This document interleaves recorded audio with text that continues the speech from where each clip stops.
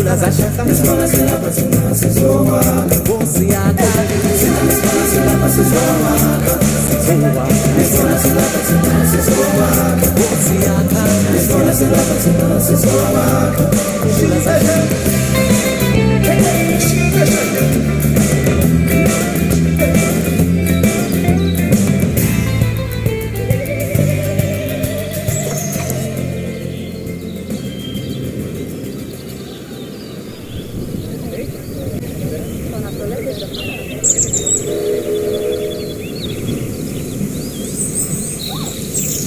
Well, as you can see, though,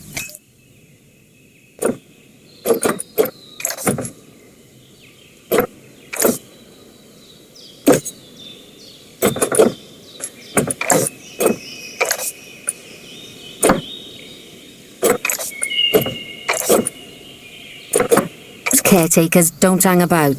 They'll move those animals to their destination as fast as possible.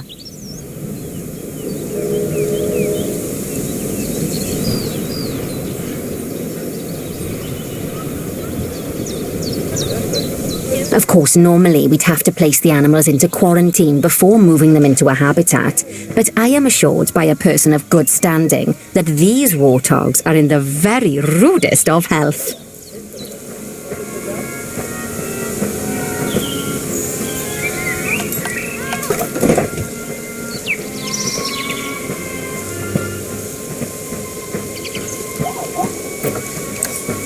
Right, let's get the warthog's habitat finished up so we can keep them nice and happy.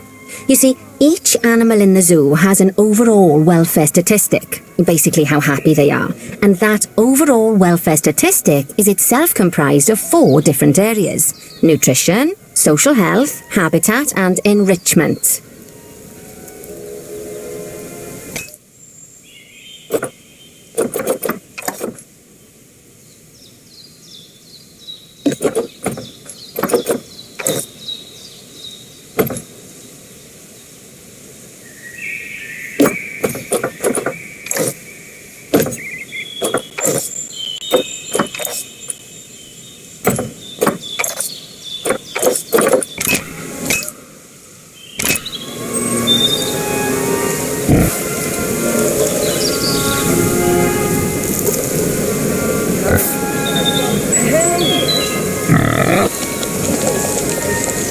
Luckily, if you select an animal, you'll bring up their animal welfare information panel, which we saw earlier, where you can see how they're doing. That way, you'll know exactly what areas need to be addressed.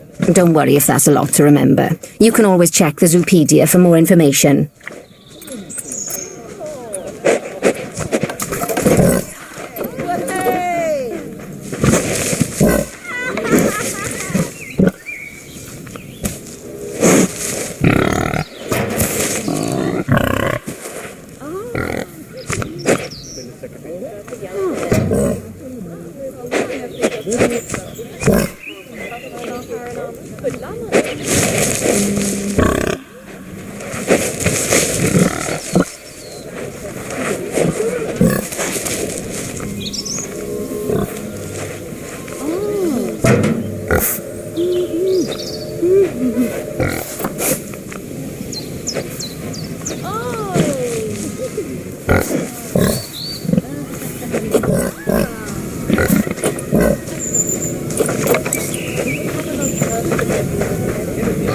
Animals also require stimulation to keep them happy. Let's add a lovely mud bath for the warthogs to roll around in. That bath will count towards their enrichment welfare, specifically their toy enrichment welfare.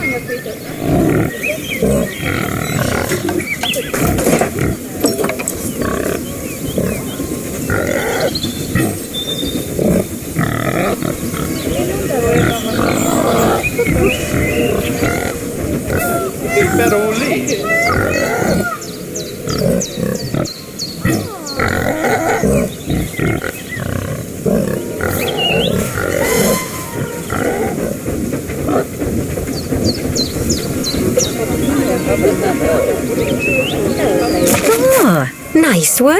You've got a knack for this, I see. Now, our contractor had to leave in a hurry, so this place is in a feral state. Unfinished thingamajigs and whatsits all over the shop. But the first thing we need to finish is the ostrich habitat. It's over near the hippos.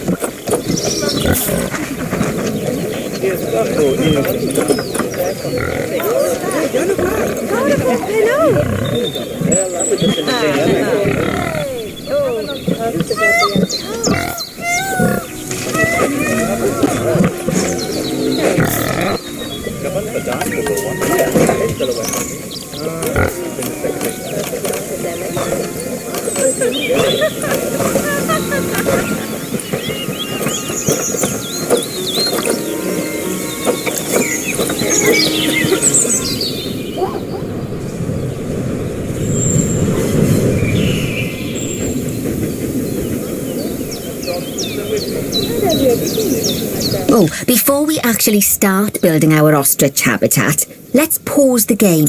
Just click the pause button in the bottom right corner.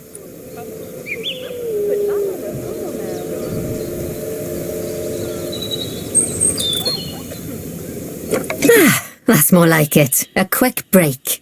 Sometimes it's a good idea to pause the game whilst you're doing something which requires your concentration, because it'll stop the zoo spinning out of control while you're looking the other way. Let's keep the game paused while we get this ostrich habitat built. Okay, job number 1 here is to add a habitat gate before we complete the barrier. Every habitat needs a habitat gate.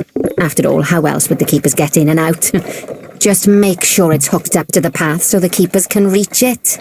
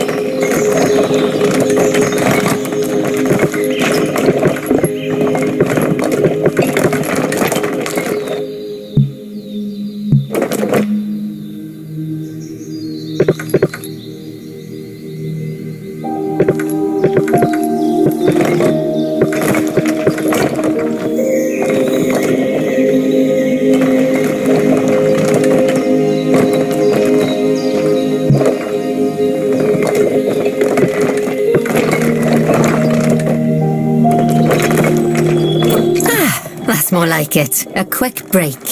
Sometimes it's a good idea to pause the game whilst you're doing something which requires your concentration, because it'll stop the zoo spinning out of control while you're looking the other way.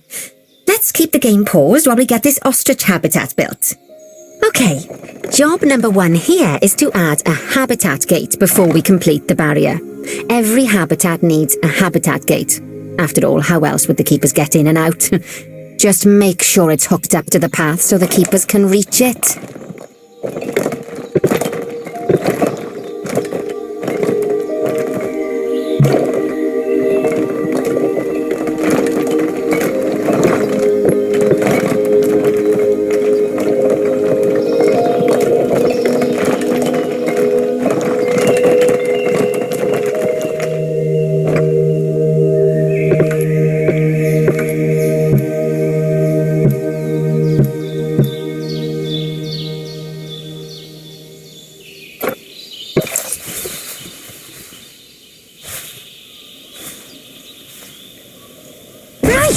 Let's complete the perimeter barrier so we can adopt us some ostriches.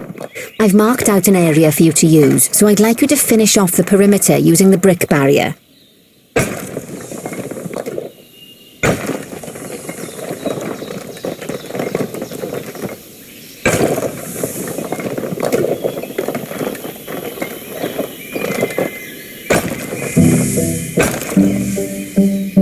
Good work!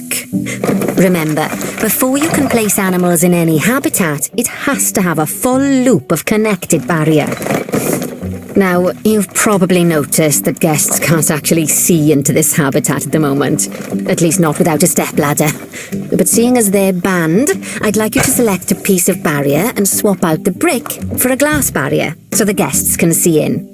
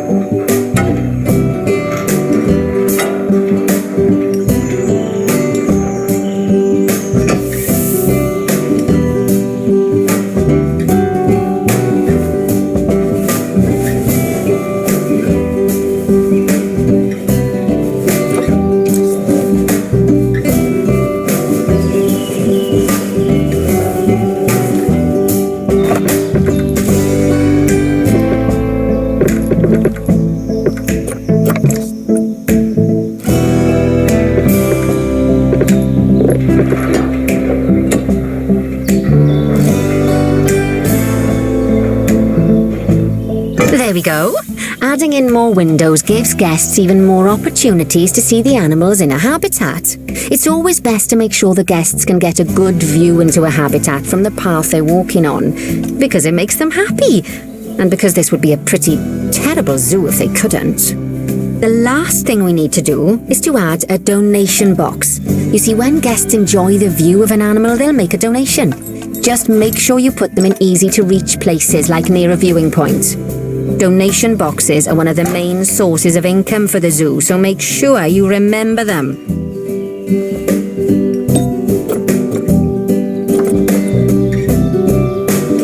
By the way, as well as pausing the game, you can speed the game up by clicking on the fast forward button. It'll run everything at 2 times and 5 times faster. It can be useful, especially if you're waiting for money to accumulate or for animals to be delivered to your habitat. Personally, I use it when I'm waiting for a brew to finish. All right, you've finished the habitat, so it's high time we adopted those ostriches, don't you think? Let's get 4 of them in here.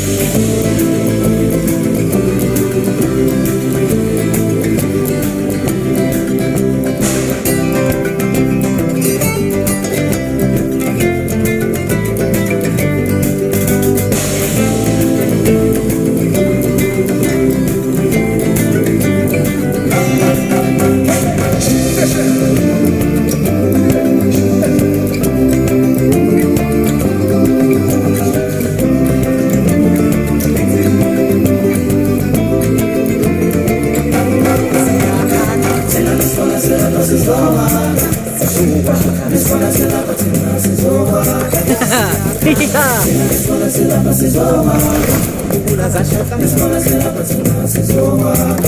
yaka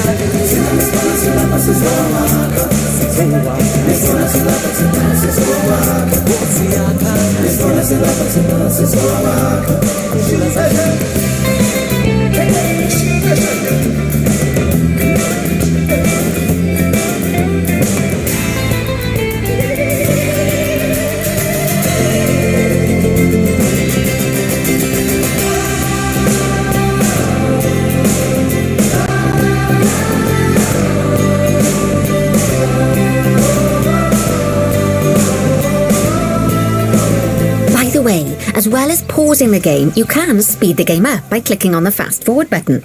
It'll run everything at 2 times and 5 times faster. It can be useful, especially if you're waiting for money to accumulate or for animals to be delivered to your habitat. Personally, I use it when I'm waiting for a brew to finish. All right, you've finished the habitat, so it's high time we adopted those ostriches, don't you think? Let's get 4 of them in here.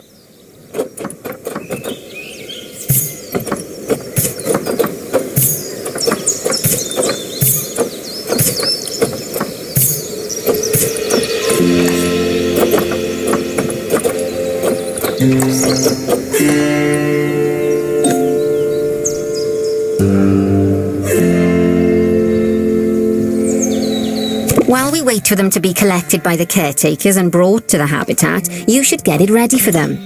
Add a suitable feeding station, water station, and an appropriate food enrichment item. It's often best to place things like enrichments and feeding stations near to the habitat perimeter so guests can get a really good view of the animals.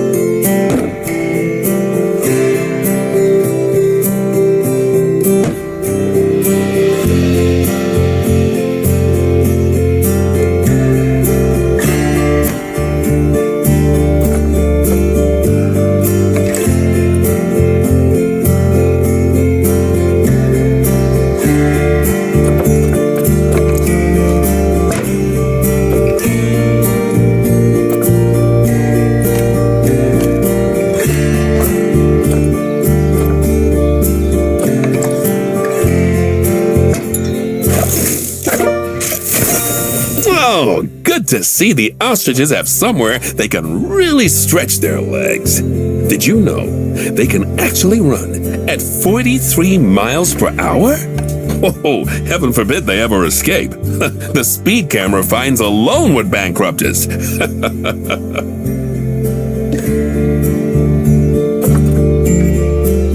Well, Bernie certainly seems impressed. Did you do his speed camera joke? Every time we get an ostrich. So, now we've made the ostriches' lives a bit better, let's do the same for the keepers, shall we? To make it easier for the keepers to feed the ostriches and hippos, we should build a new keeper hut.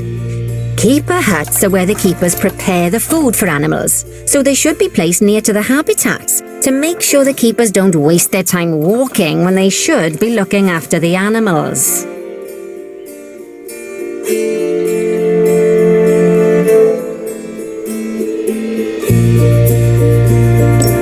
You'll need to rotate the keeper hut to get it to connect up to the path.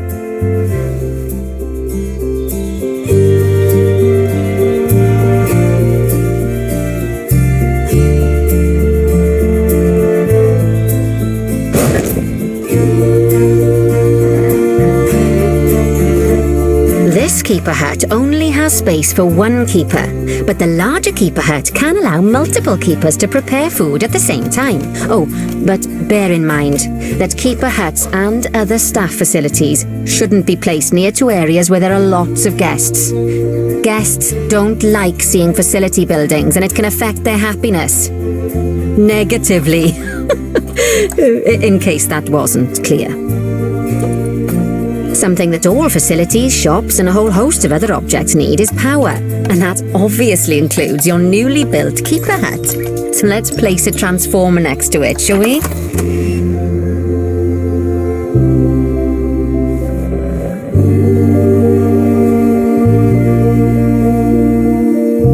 Now, the reason everything has gone blue is because you're using the power heat map.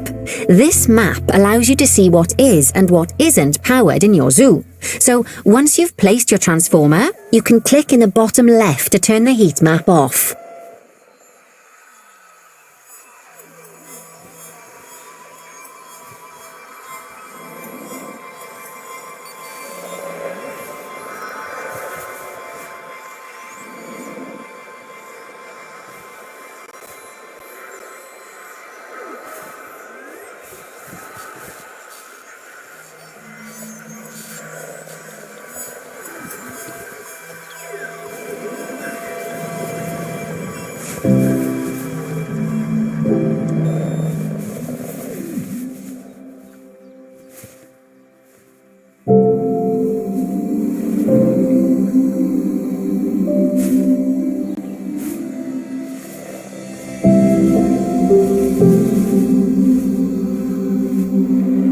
Lovely work.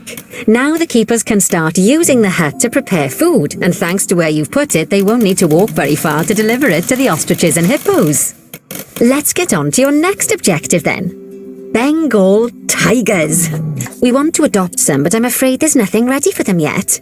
Head on over to the plot of land I've marked out. It's not too far away.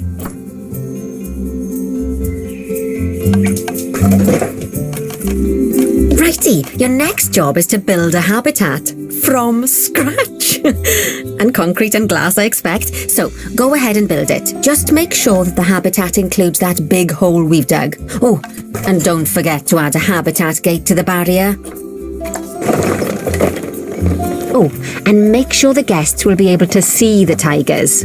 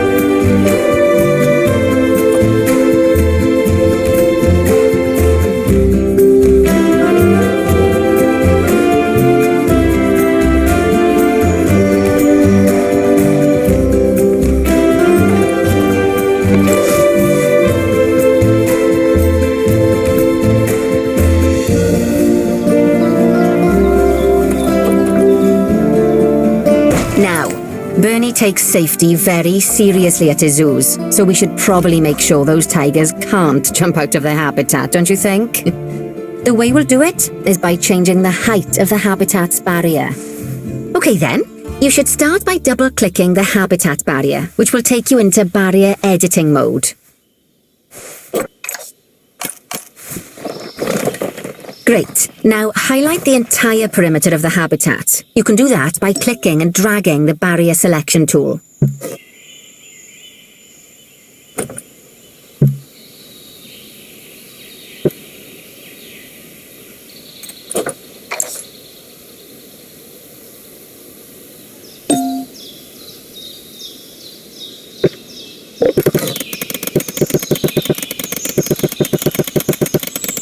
Now you've got all of the perimeter selected, you can increase the height of it by clicking and dragging the barrier height tool upwards. You'll want to make sure it reaches a height of at least 3.7 meters.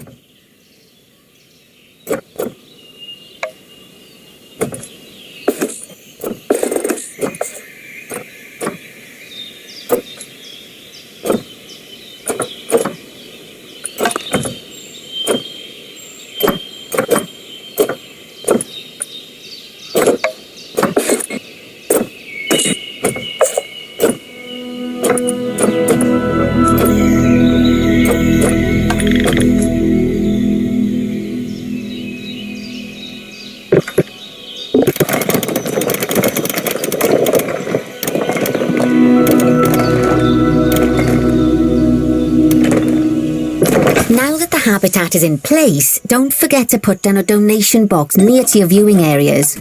We need every dollar we can get. Especially as these tigers aren't exactly eating instant noodles for lunch.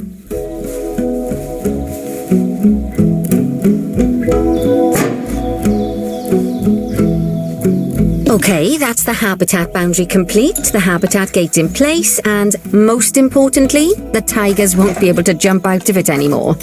I think it's time we adopted those tigers.